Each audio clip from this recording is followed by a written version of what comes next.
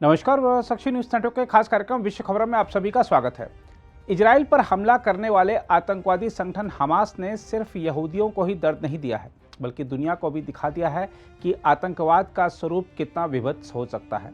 जिस तरह आम लोगों का कत्लेआम किया गया, वह मानवता के समक्ष खड़ी आतंकवाद रूपी सबसे बड़ी चुनौती की भयावहता को दर्शाता है। साथ ही जिस तरह हमास को समर्थन देने के लिए इस्लामिक देश एकत्रित हो रहे हैं तथा हिजबुल्लाह और उसके जैसे आतंकवादी संगठन लड़ाई में खुलकर हमास का साथ देने आ रहे हैं, वह इन आतंकी संगठनों के आपसी तालमेल से खड़ी होने वाली वैश्विक चुनौतियों की ओर भी इशारा करता है।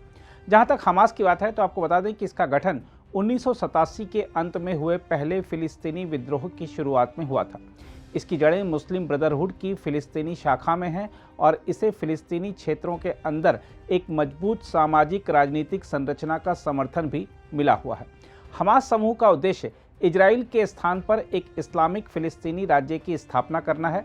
हमास समूह फिलिस्तीन लिबरेशन ऑर्गेनाइजेशन यानी PLO और इजराइल के बीच किए गए किसी समझौते को नहीं मानता है। हम आपको यह भी बता दें कि हमास की ताकत गाजा पट्टी और वेस्ट बैंक के इलाकों तक ही केंद्रित है। हमास की सैन्य शाखा को इज़ अल दीन अल कसम ब्रिगेड के नाम से जाना जाता है, जिसने 1990 के दशक से इजराइल और फिलिस्तीनी क्षेत्रों में कई इजराइल विरोधी हमले किए हैं। इन हमलों में इजरायली नागरिक ठिकानों पर बड़े पैमाने पर बमबारी, छोटे हथियारों से हमले, सड़क किनारे विस्फोटक और रॉकेट से हमले शामिल हैं। हमास समूह ने 2006 की शुरुआत में फिलिस्तीनी क्षेत्रों में स्थानीय चुनाव भी जीते, जिससे फिलिस्तीनी प्राधिकरण पर धर्मनिरपेक्ष फतह पार्टी की पकड़ समाप्त हो गई थी। हमास ने इजराइल के खिलाफ हिंसक प्रतिरोध के अपने मिशन को आगे बढ़ाने के लिए हमेशा भर्ती अभियानों को प्राथमिकता दी और लड़ाकों को प्रशिक्षण देने के लिए बड़े केंद्र भी स्थापित किए। हमास ने कई बार युद्ध विराम की घोषणा भी की है, लेकिन इस समय का उपयोग उसने हमेशा अपनी ताकत बढ़ाने और इजराइल पर नए सिरे से हमले करने में किया है। आज जो लोग इस बात से दुखी हो रहे हैं कि गाजा में इजरायली हमलों में आम लोग भी मारे जा रहे हैं, उन्हें शायद यह पता नहीं है कि अधिकांश गाजावासी हमास समर्थक हैं और किसी न किसी रूप में हमास को सहयोग करते हैं। इसलिए आतंकवाद के समर्थकों या उसे शह देने वाले लोगों पर जब खतरा मंडरा रहा है तो यह कोई आश्चर्य की बात नहीं है। गाजा में गिरती इमारतों से जिन्हें दुख हो रहा है, उन्हें पता होना चाहिए कि दुनिया की नज़रों से छिपने के लिए आतंकवादियों ने उन इमारतों के बेसमेंट में या किसी कोने में अपने ठिकाने या सैन्य साजो सामान के अड्डे बना रखे थे। गाजा में लहूलुहान लोगों को देखकर चिंता होना स्वाभाविक है, लेकिन यह भी पता होना चाहिए कि इस स्थिति के लिए स्थानीय लोग भी कहीं ना कहीं जिम्मेदार हैं, क्योंकि यदि स्थानीय स्तर पर ही हमास का विरोध होता तो वह इतना आगे बढ़कर अपने ही लोगों की जान जोखिम में नहीं डाल पाता। बहरहाल हमास का गठन कैसे हुआ और इसकी विचारधारा क्या है, यदि इस बारे में बात करें तो आपको बता दें कि इस्लामवादी मुस्लिम ब्रदरहुड से जुड़े कार्यकर्ताओं ने दान, क्लिनिक और स्कूलों का एक नेटवर्क स्थापित करने के नाम पर 1967 में चले 6 दिवसीय युद्ध के बाद इजराइल के कब्जे वाले क्षेत्रों यानी गाजा पट्टी और वेस्ट बैंक में सक्रियता दिखाई। गाजा में वह लोग कई मस्जिदों में सक्रिय थे, जबकि वेस्ट बैंक में उनकी गतिविधियां आमतौर पर विश्वविद्यालयों तक ही सीमित थीं।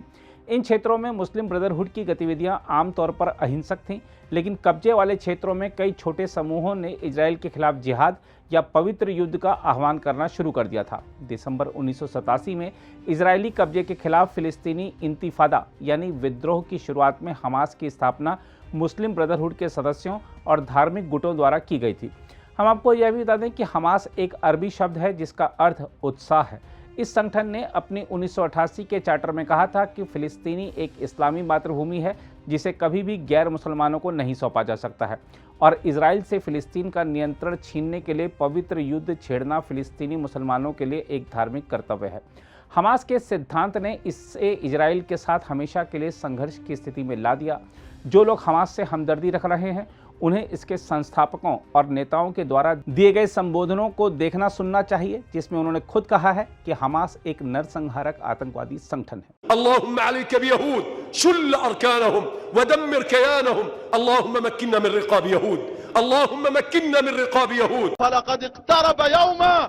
فلقد اقترب يوم ذبحكم وصالكم والقضاء عليكم حتى لا يبقى يهودي ولا صهيوني على وجه هذه الأرض. عقيدتنا في قتالكم أننا سنبيدكم على بكرة أبيكم ولن نبقي منكم أحدا.